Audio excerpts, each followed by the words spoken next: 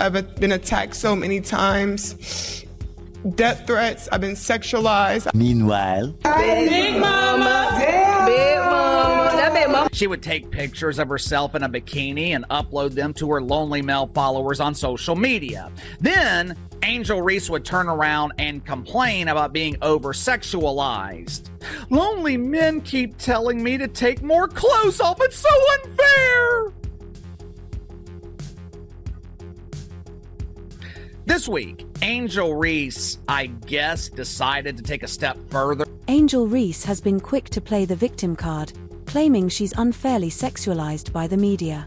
But right after the Fever demolished the Sky by 27 points at the United Center, what did she do? Like clockwork, she posted thirst traps on social media. This is the same player who complains about off-court attention but can't seem to hit a basic layup when it counts. The hypocrisy is unreal.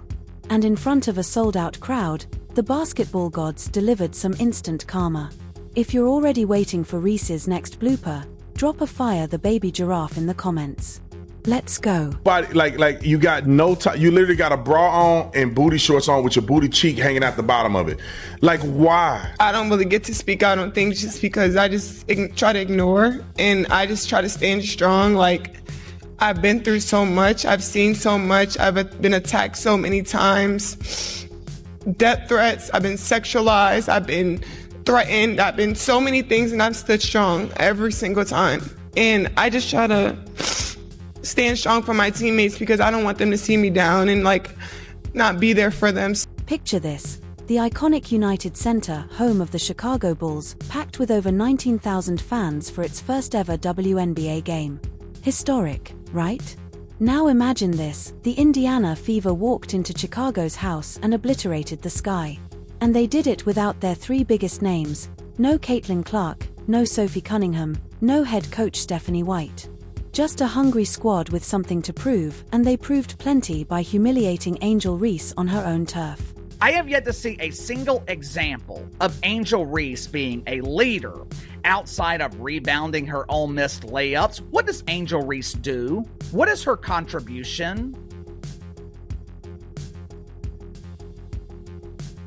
You tell me, because I'm not seeing it. I know I'm harsh on Angel Reese, but she considers herself a star. If you're going to call yourself a star, I expect you to perform like a star, especially in big moments. Caitlin Clark was injured. Angel Reese was the only star on the court last night. And for 27 minutes, she completely disappeared. Let's be real about what went down that night. Everyone expected the Sky to capitalize on the Fever's missing stars, but Kelsey Mitchell had other plans. She poured in 17 points on 5 of 11 shooting and took control when it mattered most. These weren't just buckets, they were statement shots that silenced the United Center. You could feel the energy drain from the crowd as reality set in. Chicago was getting dismantled by Indiana's role players. Well, there's a lot of reaction coming in from last night's drubbing, destruction, annihilation, cremation, whatever you want to call it, roasting, sauteed, whatever your form of cooking may be. But the Indiana Fever absolutely dismantled the Chicago Sky. Lexi Hull came locked in, draining threes with a rhythm that had coaches grinning. She even crossed the 500-point career mark in the second quarter, another milestone in what's shaping up to be a breakout season. Her shooting efficiency was exactly what the Fever needed to stretch Chicago's defense and open up easy looks for the rest of the squad. Meanwhile, Aaliyah Boston dominated the paint like it was her personal playground, leaving Angel Reese looking completely out of place on both ends of the floor.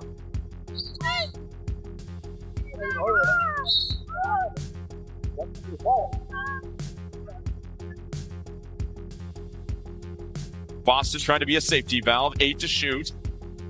Boston this time working against Reese, pivots, puts it up, and one opportunity. Aaliyah Boston clearing out all the traffic. Speaking of Reese, this one was tough to watch. She finished with just 4 points on 2 of 7 shooting, a rough 28.6% from the field. And these weren't contested fadeaways or deep jumpers, they were basic layups. the kind high school players convert without thinking. Reese posted a brutal -20 for the game, meaning the Sky were outscored by 20 points while she was on the floor. Her teammates could only watch as she clanked shot after shot, while the Fever ran away with it. Angel Reese, part 38, let's get it! Life throws her lemons, she makes bricks. Bang! PSA to anyone watching, she is right-handed. Right-handed, by the way. She missed the rim by 3 feet, man. Bang! I gotta say, this is my favorite summer sitcom. Pecan? Butter pecan! Bang! Here's a stat. She's been blocked 20 times, and she's only made 21 hoops. What? Bang! Natasha Howard chipped in a solid 13 points, but the real surprise? Ari McDonald. Fresh off a hardship contract, she stepped in and dropped 12 points with 4 steals like she'd been with the Fever all season. McDonald looked more composed in her debut than Reese did in her own arena. That's the difference between a team built on depth and preparation, and one clinging to social media buzz just to stay relevant. But both teams facing a little bit of adversity, having certain players out or not at full capacity. McDonald, a huge triple in the corner. Mitchell, patient in the corner, flips it up top. Boston, other side. McDonald, another 3. I'm loving it. Fans were heading for the exits before the fourth quarter was even over. Let that sink in. Chicago supporters paid top dollar to watch their team play in the city's biggest arena, and the beatdown was so brutal, they couldn't stomach the final minutes. Some fans didn't even bother pretending. They were asking Caitlin Clark for autographs during warm-ups. That alone tells you where the real star power was that night. This wasn't just a loss for the Sky, it was a total collapse of everything they thought they understood about basketball. The Fever's role players outworked, outshot, and outclassed Chicago's so-called stars with ease. When the final buzzer capped off a 27-point humiliation, the message was crystal clear. One franchise is building something real, while the other is still chasing clout and Instagram likes, and the worst part? This still wasn't Chicago's most embarrassing loss to Indiana this season. Folks, there were people in the crowd getting there early saying, "Hey Caitlin, can you sign my jersey? Hey Aaliyah, can you sign my shirt? Hey Sophie, can you sign my picture?" There were people asking for autographs in the Chicago Sky crowd that weren't even born yet the last time the Chicago Sky scored this little amount of points. There were people in the crowd who weren't even a thought in their parents' mind at the time that the Chicago Sky last scored at least 52 points, the lowest point total since 2011. You know what's truly wild about that 27-point beatdown at the United Center? Technically, Angel Reese and the Chicago Sky should have been celebrating because it was actually an improvement. Back on May 17th at Gainbridge Fieldhouse, the Fever handed them an even worse beating, a 93-58 demolition that saw the Sky lose by 35 points.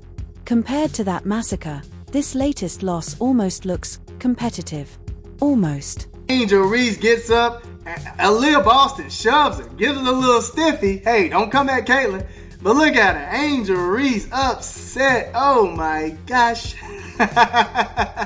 Hey man, this was hilarious. Look, Angel Reese was pissed. Look at her, she was still going out there a little bit. Look, took the jersey out. What's going on? I thought Angel Reese and Caitlin Clark were cool. But I don't know, man. The way Angel got up, she was like, Look at her. Ooh. I mean, she was getting after it, fam. Oh my goodness. Now, the funny thing was Caitlin Clark sniffing, walking away. Hold on, let me see if I can get a good angle. Yeah, look. watch Caitlin Clark's face right here. Watch this.